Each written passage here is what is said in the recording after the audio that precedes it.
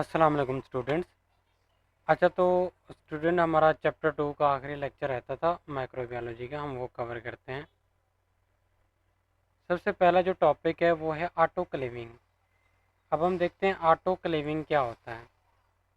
ठीक है, ऑटोक्लेविंग हमने स्टेरिलाइजेशन के अंदर पढ़ा था। ऑटोक्लेविंग, ठीक है, वर्ड आया था। अब उसको हम एक्सप्लेन करें डिटेल के साथ। द मेथड ऑफ स्टेरिलाइजेशन, ये स्टेरिलाइजेशन का एक मेथड है that uses steam under pressure. एक तो स्टीम होगी, वो भी अंडर प्रेशर होगी, to destroy all microorganism, सारे माइक्रो ऑर्गेनिज्म को डिस्ट्रॉय करने के लिए। उसमें बैक्टीरियल स्पोर आ जाते हैं, क्योंकि स्टेरिलाइजेशन है, स्टेरिलाइजेशन स्पोर को भी किल करता है, तो वो ऑटोक्लेविंग में ये भी होता है। ठीक है, अच्छा, इसमें दो चीज़ें आई हैं।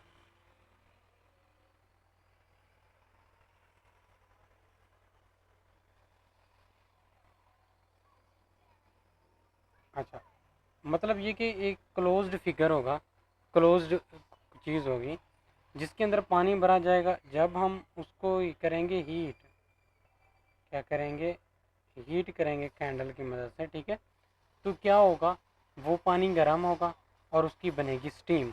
और स्टीम देखें, आप कहीं जा तो नहीं सकती, जैसे कुकर होता है, वो प्रेशर बनता जाता है, तो ये स्टीम अंडर प्रेशर हो गया। जैसे प्रेशर कुकर देखो, बिल्कुल सेम एग्जांपल है प्रेशर कुकर के। ठीक है, प्रिंसिपल कह सकते हैं, इसमें मेथड कह सकते हैं, स्टेप्स भी आ सकता है ऑटोक्लेविंग के, क्या क्या होते हैं। सबसे पहले, water is heated to produce steam. Water को हीट किया जाता है ताकि स्टीम प्रोड्यूस हो, जैसा कि मैंने कुकर का बताया। Pressure is applied which increases the temperature of steam above 100 degree. ठीक है, जब हम प्रेशर अप्लाई करते हैं तो टेम्परेचर क्या होता है, बढ़ जाता है। जब एक्सटर्नल प्रेशर बढ़ता है तब टेम्परेचर भी बढ़ जाता है और स्टीम का टेम्परेचर बढ़ जाता है। Hot steam enters and penetrate the material being sterilised.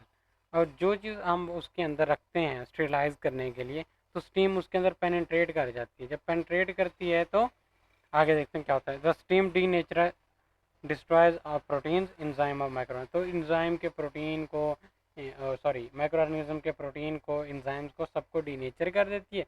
पहले पीछे भी हमने पढ़ा है कि जो स्टीम होती है या हीट जो होती है वो डीनेचर करती है प्रोटीन को।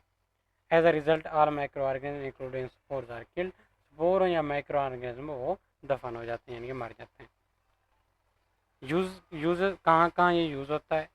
Sterilisation of surgical instrument, surgical instrument की स्टेरिलाइजेशन करने के लिए ऑटोक्लेविंग का मेथड यूज़ होता है। ग्लास वेयर की चीज़ें, कल्चर मीडिया हो, ठीक है, ड्रेसिंग एंड लाइनन हो, जितनी भी चीज़ें हैं उनको क्लीन कर। लेबोरेटरी इक्विपमेंट्स हों, लैब की जितनी भी चीज़ें होती हैं। डिस यूजेस, ये कहाँ पे यूज़ नहीं हो सकता, यूजेस तो बड़े, ये कहाँ पे यूज़ नहीं हो सकता। Can not be use for heat sensitive material, जैसे प्लास्टिक है। प्लास्टिक तो हीट सेंसिटिव होता है, वो मेल्ट मेल्ट होना स्टार्ट हो जाना। ठीक है, may damage plastic and rubber item, plastic या रबर के आइटम इसके अंदर नहीं डालने, वरना वो उनका जूस बन जाना है, मेल्ट हो जानी है वो। ठीक है, ये ध्यान रखना है। आगे आता है एंटीबायोटिक। एंटी का मतलब पता है, उल्टा, किसी चीज़ का रिवर्स। एंटी बायोटिक, एंटी मतलब उल्टा, बायो मतलब लाइफ, समझ तो आ गई होगी। A substance that is derived from micro organism, micro organism से ये निकाला जाता है, और प्रोड्यूस सिंथेटिकली, या खुद से भी हम इसको बना सकते हैं, टू किल और inhibit bacterial growth is called antibiotic. Micro organism से, ये मिसाल के तौर पर बैक्टीरिया था, जल्दी जल्दी में बनाना होता है, बैक्टीरिया बन नहीं आता। फिर ये मिसाल के तौर पे हमारे पास बैक्टीरिया था, इसके फ्लैजेला भी बना देते हैं ना, पता चले पूरा फुल बैक्टीरिया है, अंदर इसकी कोई ऑर्गेनाइज माइटोकॉन्ड्रिया वगैरह, बाहर में जाए माइटोकॉन्ड्रिया, नहीं बनाते। अच्छा, तो इससे भी हम क्या करते हैं, सब्सटेंसेस प्रोड्यूस करवाते हैं। ये जो प्रोड्यूस करवाए है, ठीक है, ये दूसरे बैक्टीरिया को क्या करते हैं, इनहिबिट करते हैं उनकी ग्रोथ को। एंटीबायोटिक, वो आपने तरीका पढ़ा होगा कि डीएनए का छोटा सा कट लगाते हैं, फिर उसके अंदर हम अपना ऐड करते हैं, फिर उससे हम प्रोड्यूस करते हैं रिड्यूस फॉर प्रोडक्ट्स, ठीक है, वो मेथड आपने पढ़ा होगा। पेंसिलिन वगैरह होगी, टेट्रासाइक्लिन होगी, ये वाली मेडिसिन एंटीबायोटिक है। अब दो तरह की होती हैं एंटीबायोटिक, एक है नैरो स्पेक्ट्रम एंटीबायोटिक और दूसरी है ब्रॉड स्पेक्ट्रम एंटीबायोटिक। जो नैरो स्पेक्ट्रम एंटीबायोटिक है उसमें क्या आता है, effective against a specific type, ये ख़ास किस्म के जो माइक्रो ऑर्गेनिज्म हैं उनके खिलाफ असर करती है। लिमिटेड रेंज ऑफ बैक्टीरिया, इसमें लिमिटेड रेंज खास के बैक्टीरिया पे यूज़ हो रही है तो लिमिटेड ही होगी। और जो ब्रॉड है, नैरो का मतलब आप समझते हो, तंग, ब्रॉड का मतलब वसी। जो चीज़ें नैरो होती है मतलब कम है, कम रेंज में यूज़ होती है, इस तरह ब्रॉड रेंज है, वाइड रेंज ऑफ बैक्टीरिया के लिए यूज़ होती है। इसमें ग्राम पॉजिटिव और ग्राम नेगेटिव बैक्टीरिया भी आ जाता है। अब आपका ग्राम पॉजिटिव ग्राम नेगेटिव नहीं पढ़ा, लेकिन ये है, पहले चैप्टर में है, लेकिन ना पढ़ने की वजह ये है पहले चैप्टर में से एमसीक्यूज ही काम आते हैं। 2-3 एमसीक्यूज एमसीक्यूज आता नहीं है, वो मैं एमसीक्यूज आपको बना के दे दूँगा, उसमें से इंशाल्लाह 1-2 एमसीक्यूज आ जाने, वो कवर हो जाने। ठीक है, हमने तो बस प्रिपरेशन करनी है पेपर्स की, कौन सा हमने चीज़ों को सीखना है। ठीक है, हम तो यहाँ पे सिर्फ पेपर भी देने के लिए बैठे हैं। थोड़ा सा ज़्यादा टॉपिक ज़्यादा हो जाए, कहने लग जाते हैं सर इतने ज़्यादा नोट्स, इतने ज़्यादा पेजेस हम कैसे पढ़ेंगे, हम कैसे तैयारी करेंगे। तो करो, पास हो जाओ, बस बाकी काम क्लिनिकल कार तो रहे हो, और क्या चाहिए आपको।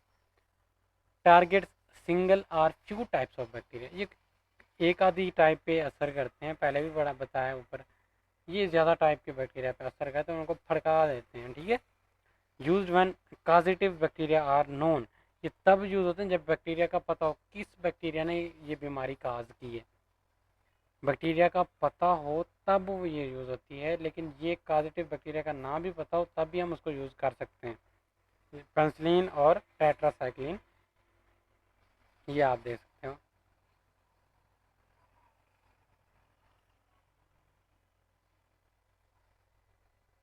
एंटीबायोटिक रेजिस्टेंट, अब जो हमने दवाई बनाई है ना, वो उसके खिलाफ रेजिस्टेंट हो जाते हैं बैक्टीरिया। रेजिस्टेंट कह रहा हूँ, रेजिस्टेंस और चीज़ है, रेजिस्टेंट और चीज़ है। रेजिस्टेंस एबिलिटी क्यों कहते हैं, रेजिस्टेंट वो खुद हो जाते हैं। The ability of bacteria to survive and grow even when an antibiotic is used against them, जब कोई एंटीबायोटिक बार बार वही सेम यूज़ की जाए तो वो उसके खिलाफ सर्वाइव करना, ग्रो करना स्टार्ट कर देते हैं। वो कहते हैं आ जाओ, हम पे असर ही नहीं होना इसका, डीठ बन जाते हैं।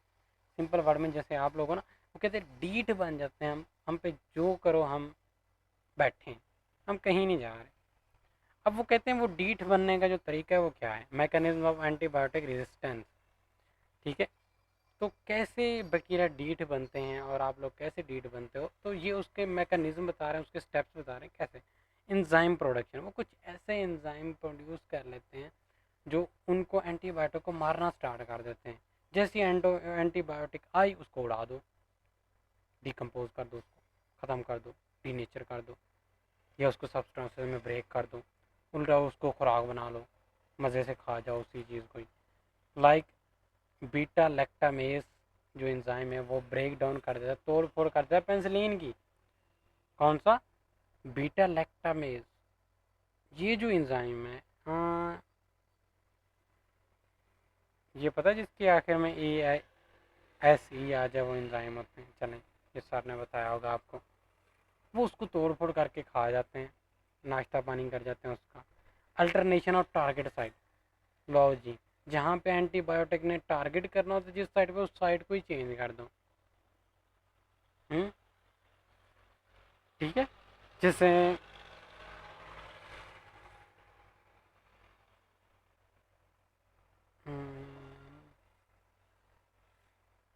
जैसे एग्जांपल देनी थी आपको, लेकिन मेरे माइंड में नहीं आ रही, रियल वर्ड एग्जांपल देनी थी, चलें याद आती है देता हूँ।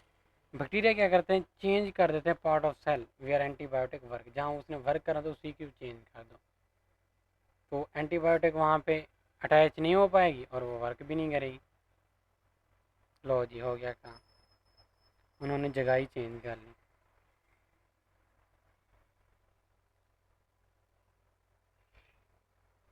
इतने कोई डीठ हैं ये बैक्टीरिया, इतने कोई डीठ हैं, खुद को चेंज करने पे आ गए, लेकिन सुधरने का नाम नहीं लेंगे। क्यों ना ये सुधरेंगे नहीं, ये बीमारी काज करें। मैं ये नहीं कह रहा कुछ सारे काज करते, कुछ यूज़फुल भी होते हैं, लेकिन जो ढीठ वाले हैं ना, जैसे आप लोग हो, कुछ अच्छे बच्चे हो, कोई ढीठ बच्चे हो, कोई नोट शेयरिंग वाले बच्चे हो, कोई फीस ना देने वाले, जो 3 सेमेस्टर हो गए पढ़ते हो, कुछ ऐसे बच्चे भी जिन्होंने तीनों सेमेस्टर फीस नहीं दी। मुझे पता है, हमें पता होता है वो बच्चा कौन है। वो ढीठ बन के बैठा होता है। आप लानत मलामत ना करें उस बच्चे को, ठीक है। जो अच्छे बच्चे हैं वो उनका भी हमें पता है। बीच कुछ ऐसे अच्छे बच्चे हैं जो हमें खुद ब खुद फीस सेंड करते हैं, कहने के बगैर भी सेंड कर देते हैं, ठीक है, क्योंकि ये हमारा हक है। जैसे लेक्चर आप डिमांड करते हो कि हमें लेक्चर चाहिए, हमें फलाना ढमकाना चाहिए, नोट चाहिए, ये वो आपका राइट है।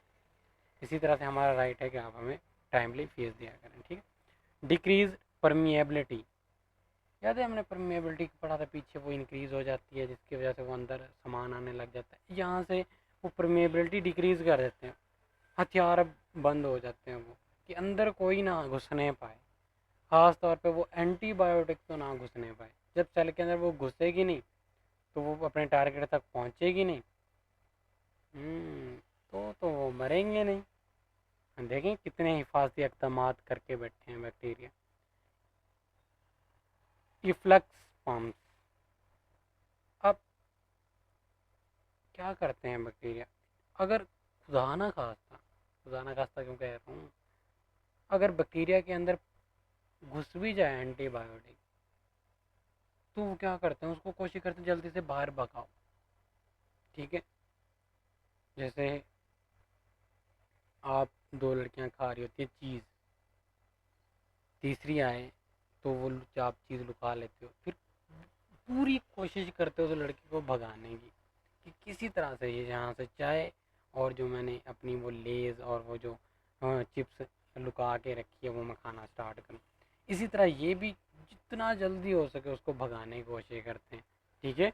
वो नो एंट्री में आ जाता है, उनको लगता है इसको भगाओ, ठीक है। जब वो उसको भगाते हैं, रिमूव करते हैं खुद से, तो क्या होती है, अंदर जो होती है ड्रग की कंसनट्रेशन हो जाती है कम। और जब कम हो जाती है तो आपको क्या लगता है, बैक्टीरिया के अंदर हिफाजती इक़दाम नहीं है, जैसे हमारी बॉडी के अंदर है उसके अंदर भी हैं, उसने भी हथियार रखे होते हैं। तो वो जो बच्ची कुछ ड्रग होती है उसको वो नहीं छोड़ते, उल्टा उसी को खाना बना के खा जाते हैं, ठीक है। जैसे आप लोग घास घास खा जाते हो अगर खाना ना मिले तो, ठीक है। यूजिंग एन अदर पाथवे,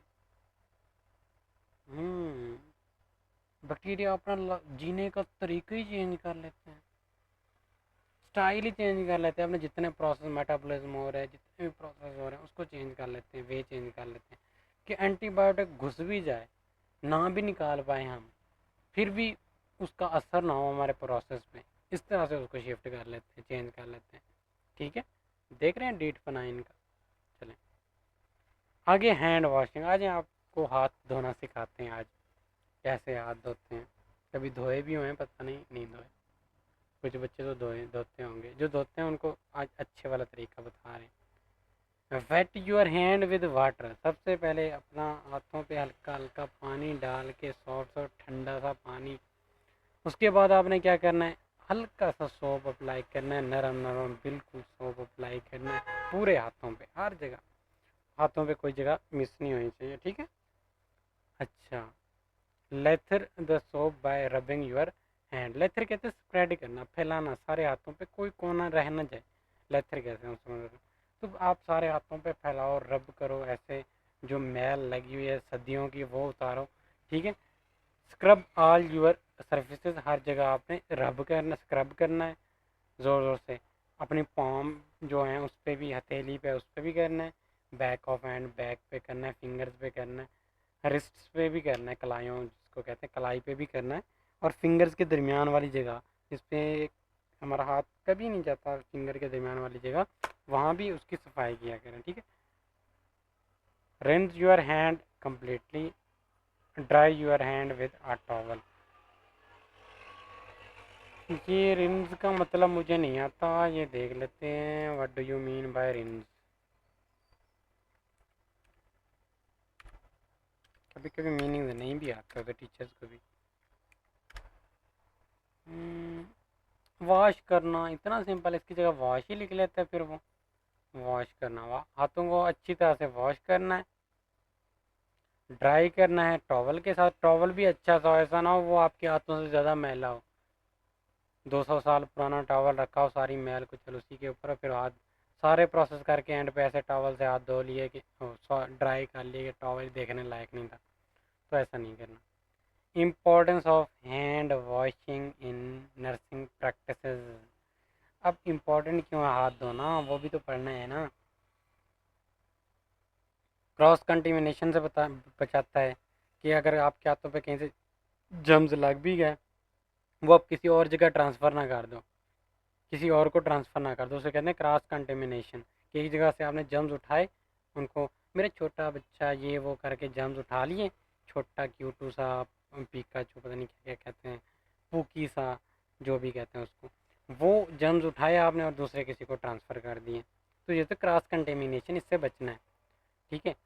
और इससे क्या होता है, reduces the risk of hospital acquired infection. कुछ हॉस्पिटल एक्वायर्ड इन्फेक्शन वो होते हैं जो हॉस्पिटल्स की वजह से फैले।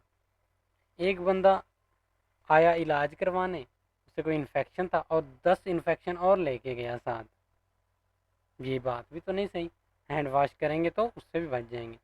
Protect health care workers from infection and illness.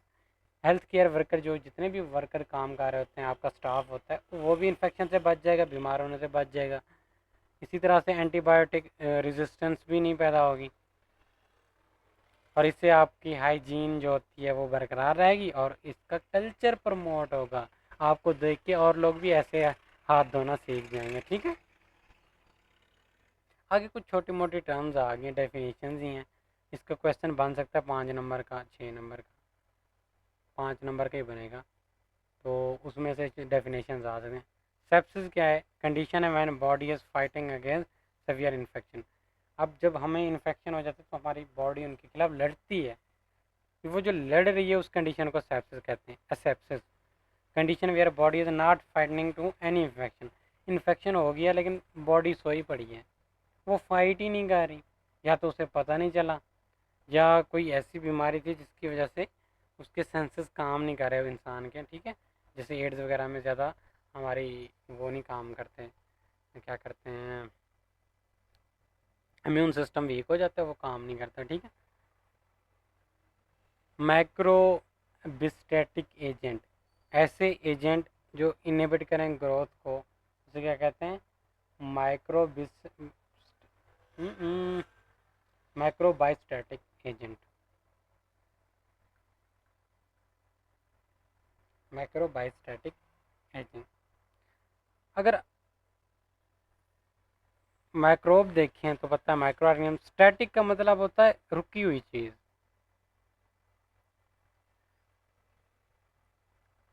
रुकी हुई चीज़, ऐसी चीज़ जो रुक जाए। तो इनकी ग्रोथ को रोक ही तो दिया है इसने।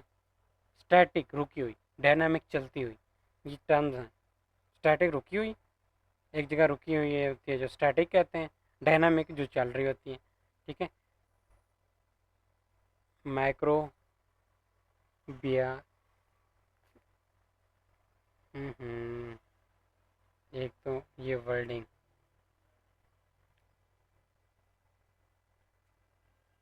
माइक्रोबाइसाइडल agent, very good. An agent that kills microorganism called microbicidal agent.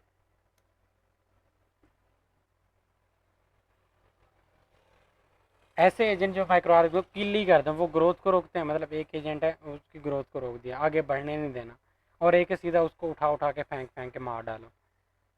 Hydrogen peroxide और iodine.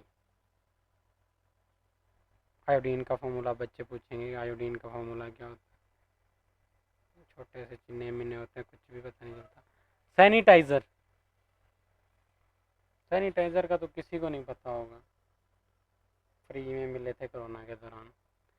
An agent reduces microbial growth, reduce करता है ग्रोथ को, फुल्ली रोकता नहीं है, कम कर देता है। टू अ सेफ लेवल, ऐसा लेवल जो सेफ होता है, यानी कि वो मजीद ग्रो नहीं कर पाते, वो सैनिटाइज़र है हमारे पास।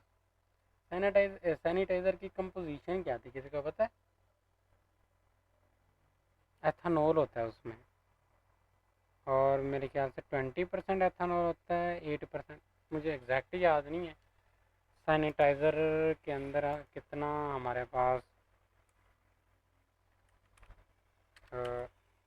सैनिटाइज़र कंपोजिशन, कभी कभी ना छोटा मोटा नॉलेज काम आ जाता है तो याद रखा करें। इतना ज़्यादा 60 to 98%, हाँ जितना ज़्यादा अल्कोहल ज़्यादा होगा उतना ज़्यादा इफेक्टिव होगा, मैंने पहले बताया।